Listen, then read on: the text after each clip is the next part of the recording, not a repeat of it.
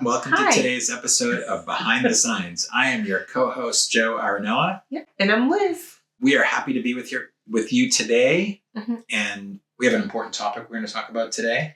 We do. It's a good one. I think that it's a nice reset for the year. Just to, Yep. Just kind of look at January and go, what happened there? And well, that doesn't count as the beginning of the year. It's too much of a cluster. You just have to get your shit together in January. Yeah, I feel like January is the part of the year where you're like, okay, I have all these things racing in my head, all these goals racing in my head, all these changes I want to make racing in my head. And you finished up last year with a bang. And it's like, okay, where do I get started? And then next thing you know, you wake up and January's over. Yeah. Well, before we get started in today's topic, why don't we take a minute to thank our sponsors. Dzo, they are the makers of Sign Tracker and many other products, production management products, online store products, and art management and art resource products, so many. So I would just encourage you, if you are running a sign shop or a print shop, to go and check out abo.com to learn all about the products. If you're a sign shop looking for project management tools, of course, I am a little biased. Go to sign-tracker.com. Lots of free resources there, as well as you can sign up for a free trial. So there. Also, we want to thank our friends at Sign Builder Illustrated, signshop.com. Yay. Check out our articles there every month. Behind the Signs articles. You can't miss them. Usually around the same topic that we're talking about on the podcast. But most importantly, right now, especially in this time of year, as we gear up to ISA Expo, I want to also just give a big shout out to International Sign Association. I know we talk about them all the time. We're just very big advocates for joining your local sign association, and doing that via International Sign Association is really, really great. We are, like I said, gearing up for ISA Expo. Joe and I will be there. Excited? Gonna be walking. It's in Orlando, so I genuinely am excited. Are you going to Disney? Probably. I don't often go to Orlando without going to Disney, so the mouse needs his money. The mouse needs his cheese. Yeah. Anyway, that said, Disney's not sponsoring us, but no, ISA Expo is so good too. Yeah. And I know we're going to be talking about ISA a lot over the next few months, since we are part of the influencer program. But you can reach out or look them up and look up all the information about the expo at signs.org. I do know that one. Signs.org. Signs.org. And we're actually going to be hosting a couple of folks from ISA in a podcast coming up later in the month, talking about the show and another important topic about installs. And so looking forward to hosting the folks from ISA. And if you are going to the show, we might as well throw this in there. Use the promo code Behind the Signs. All one word, all caps. And I think that gets you into some show free passes and stuff. So passes. Anyway. We hope to see you guys there. Love it. Largest expo in our industry. Yes. And it is international. So you have the opportunity to not just meet local and national vendors, but also international vendors. It's an investment in your business, like anything 100%. else. I mean, everything I learned about production equipment, this is going to date me a little bit, but when channel letter bending machines first came out, it was one of the reasons why I went to an expo, because channel letter bending machines first hit the market, and we went and bought one. You're getting to see the technology that they're using around the world, which is really exciting, because we do get to see a lot of what's used nationally all the time, but you get to be introduced to what's used internationally, which is cool. But then also just the new technology. Highly recommend. Well, that's all from our sponsors and our friends. So let's talk about the topic today. So we're talking about why we're in the industry. That is, why is it that you wake up every morning and do what you do? Well, I think that it's important. Like, I think that we spend a lot of time on our podcast and in our group kind of talking about pain points, talking through them, I think in a positive way, so that we can all learn from them. But it's a nice reset to just remind us. Yeah. How did we get here? Exactly. Yeah. And why we show up every day. Yeah. So here's the thing. It does come up, like Liz said, on Facebook, the Behind the Signs community. If you could ask one question that would be a game changer for you, for example. And it all the time, it seems like every third one is like, how do I grow my business? How do I not race to the bottom? How do I get better clients? And it's always, how do I stop giving my friends discount? That was good. I like one that came in a couple weeks ago too. How can I make $1 million really quick? Wrong industry, bub. I think the thing that is important, write a list of your values, your personal values, right? Mm-hmm. So I did this exercise recently, and truth be told, it was in therapy. I don't mind sharing that. I believe in therapy. Get a therapist. Yeah, I'm a believer in that. 100%. Especially if you're in the sign business. Especially if you're in the sign industry. We went through this exercise where there was I had to list out like 20 values, right? So I actually put them on a piece of paper and cut them up into little cards. And then it was like, okay, make 3 piles: most important, mid important, least important. Throw the bottom list away and then take the other 2 and put.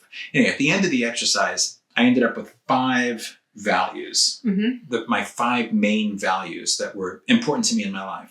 And then you start thinking about, okay, how does that apply to business? It's the same. It's the same. I think that your values in business can differ slightly. They can, yeah, for sure, from your values in your personal life. I think it's a great exercise. And I think that understanding that, like your business values versus personal values, it is work. So I do want to state, like, but it's not going to 100% fulfill all of your No. values. It's not going to. No. Right. You're going to have different things that align with your values, right? Like I spend a lot more time with my family or whatever. Yeah. But the bottom line is, though, your personal values and your business values, like you can't have a set of personal values and not use them in work, right? If you do, you're just horribly unhappy. Yeah, or you're living some kind of wacky schizophrenic double personality that would life. be. I think that your general values as a person carries through into your life in every aspect. And if you're a business owner, you reflect those. Yeah. Or a part of those into your business. Once you do have that list of values that you're committed to, then you can start asking yourself the question, like, does this particular type of project, or does this particular client, or does this employee, or does this system, or this way of operating my business align with my values? Mm-hmm. Look, we wake up every morning, we need to make a buck. Yeah. If you're driven just by profit, sometimes your values will get brushed to the side. Absolutely. But if you're driven by your values, whatever they may be, then the profit will follow, because you're going to end up building a much more meaningful business. You're going to build much more meaningful relationships. You're going to develop much more competent and passionate employees. And so I think, to answer that question that gets asked all the time when people are signing up for Behind the Signs, it's what can I do to build these better client relationships business? I think it starts with that. Yeah. And when I had my first sign company, Sign Tech International, I was young, and we grew way too fast. So many times I found myself way more driven by profit and the need to make that next deal happen, because whatever the pressures I had. But, at the end, when I sold my business, not that I wasn't very proud, but I was also very burnt out. And I think what I see you guys doing, and we can, talk more about this, but I think once you define what those values are and the things that you want to do to support those values, then you can start developing that story or those things. And I think you guys at Studio Dzo have done a way better job than I did with my company. I mean, I want to start by saying I lucked out because my business partner is a brand developer. So he knew all of this, which was great. As this podcast host, we interview so many business owners in this industry, and so many people that have just been in this industry for a long time. And I think the one thing we hear the most, there's always like this rapid fire question we ask is, if it wasn't the sign industry, what would you be doing? And they can't answer it because so many of them are so passionate about what they do. And it's that's where you start. Why are you passionate about it? What is it that's driving you? And that's how you can start to develop those business value statements, right? What do you want to gift to this industry? Yeah. For us at Studio Dzo, it helped to drive our brand story. Our value statement and our brand story are slightly different, but our value statement, as you all know by now, at this point, you could recite it with me: do good work for good people, with good people. I do really like that, by the way. For us, it defines not just the type of work we're doing, it defines the people we're doing that work with and the type of projects or the people we're doing that work for. So that's literally all the pieces for us. Now, our brand story is a little bit different. Like, what did we want to offer this industry? We come from a very kind of unique mesh of backgrounds. My background obviously is the sign industry, fabrication level, and business ownership level. And accounting. Well, Business then my ownership, education is, my education is accounting, which strengthened my understanding of business ownership. My husband's education and background is design and then brand management for a Fortune 500. So, it's like that's understanding how a brand needs to tell a story 101. He always says he got his degree in design at college and his master's at Dell. For sure. It just teaches you how to tell a brand story. And so for us... Can I say one thing really quick about your degree in accounting? Yeah. I'm so proud of you. Oh my God, I cannot. I'm still so proud. I knew you graduated I won't say the years. I almost did. How hard was that though? To stop myself? Did it click in your head? It did. It said, I'm going, my brain said, you're going down the right. First of all, I don't mind. But what happens to me is I think about it. Oh, so many caveats. I think about it and then my mind goes, holy shit, that was a long time ago. Anyway, I graduated 13 years ago and I'm not sad about was it 13 years ago? 13 years ago. If you're a person right now that's listening and you're saying, well, how do I start developing a value statement, right? Because you guys did such a good job narrowing it down to those three things, right? Good work, good for good people, with good people. And it clearly, every one of those points says a volume it means a volume of things. So if you're encouraging sign shop owners right now to sit down, did you guys sit down with your team and work through that? No. Sit down together as just you as an owner? We kind of... did it evolve over time, or how would you recommend? That was really a day one. That was a day one thing. Was it? Yeah, for the most part. And for us, it was, what are the types of projects we want to do? That's what started to define our good work. Okay. And that's not just I only want to do exterior signs. It's I want to do work that I'm proud of. Yeah. I want to do work. That means I am holding true to the quality of the work that I am doing. So it doesn't mean if you go to your website, for example, the types of projects you do are crazy, creative, and beautiful. And a lot of sign shops just don't do those kinds of projects. But it doesn't mean if you're hey, we're banners101.com or whatever, it doesn't mean that you can't have that same value. Well, you can't have that same value because it's mine. But well, right. Yes. But you know what I mean? No, I think that doing good work isn't necessarily about the types of projects you do. It's about holding true to the quality and the integrity of your projects. Right. Yeah. Then we pivoted okay, well, who do we want to work with? And we wanted to work on our team.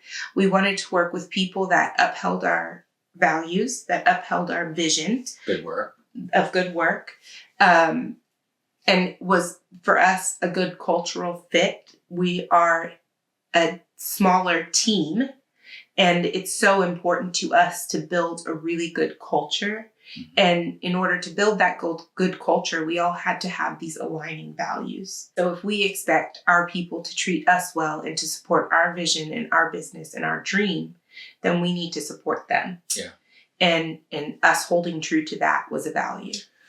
And then for good people. This is where it gets a little trickier. For us, it was really important. It doesn't necessarily mean it's important for everybody, but the people that we do work for, they have to treat our team with respect because, again, that's how we treat the people we work with. And it's our job as leaders to make sure that they're being treated with respect and they're treating people with respect. For us, it's important to us that our partners or clients, as a lot of people call them, align with our values. Yeah. That's just, when you own a business, you get to choose that. And for us, it's what we choose. So. Well, I think too, if you're committed, again, you're committed to those values, you're committed to those values have translated into, value statements in your brand story and all that. the right clients are going to be drawn to that anyway. Absolutely. So can I be corny here for a second? Is it going to be about being proud of something? No. Okay. Good. Everyone already knows I'm proud of you. Yeah, I know. I'm proud of you very much. Steve Jobs said this, not Joe Aronella. If your customer buys once, it's a sale. And a lot of sign shops are just happy with that, right? Oh, we made a sale. If they come back again, it's because whatever you did on this first one, you build trust. So if they come back, you build trust, he said. And then he said, but if they leave and they go tell others about how good you do, you've built a brand. Mm-hmm. And that won't just happen. That has got to be built around understanding your core values, committing to them, building your brand story in your community. Because that's at the end of the day, it's like you can make one sale, you'll burn out eventually. But if you're building strong, loyal, trusted relationships that in turn go out and refer you and recommend you, that's not just because you build a really good sign. It's just because of your whole commitment to your values, which hopefully does include building really good signs. But we want to encourage you. This, and who knows, maybe this is like a mini retreat by yourself for a half day at a coffee shop. But just put the sign shop stuff aside.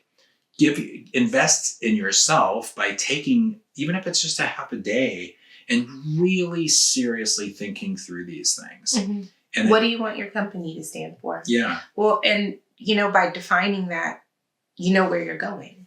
Yeah. Right? Like this is what you're standing behind, so you know how to go forward. And I think that without having that value statement that's driving your business, and a value statement can change through the years. It can. It evolves. So it's not permanent necessarily, but it's a guiding light. Yeah. And I think that that's what it's done for us in our business. It has stayed. We have doubled down on it. But I think that it just has helped guide us forward. And I also want everyone to know too, if you have a shop of it's 3 people and you have a digital printer and your focus is banners, and you're saying, hey, this is what we're going to do, quality banners, quality communication with customers, whatever, that's fine. You don't have to have a big design firm or electric sign shop or anything like that.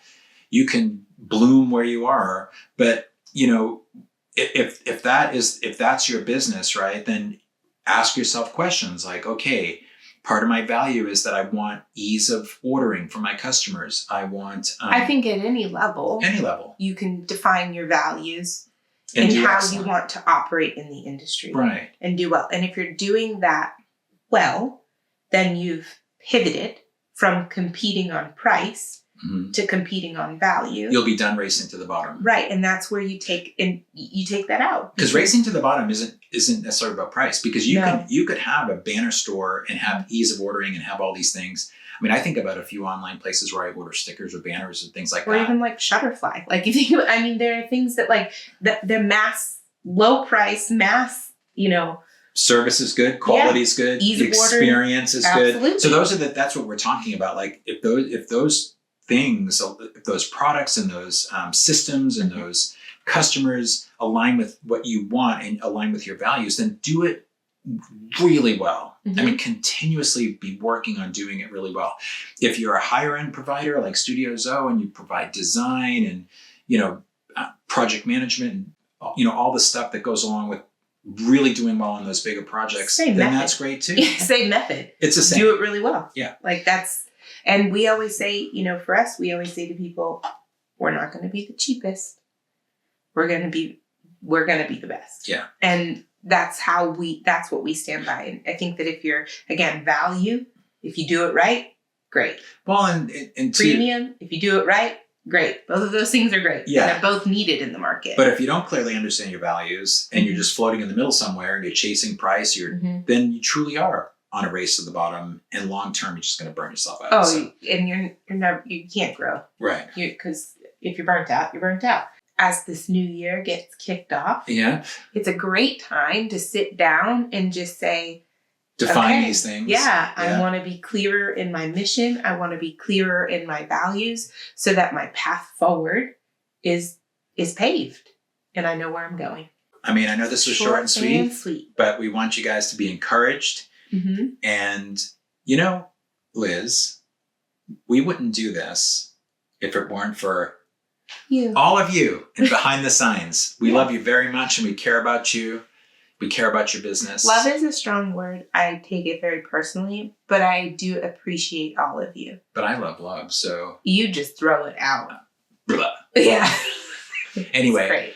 Behind the Science community, Yeah. Go build a list of the values that you want to hold dear to your heart, and then build strong businesses around them. You can do it. You got this. You got it. All right. All right. See you next time on Behind the Science.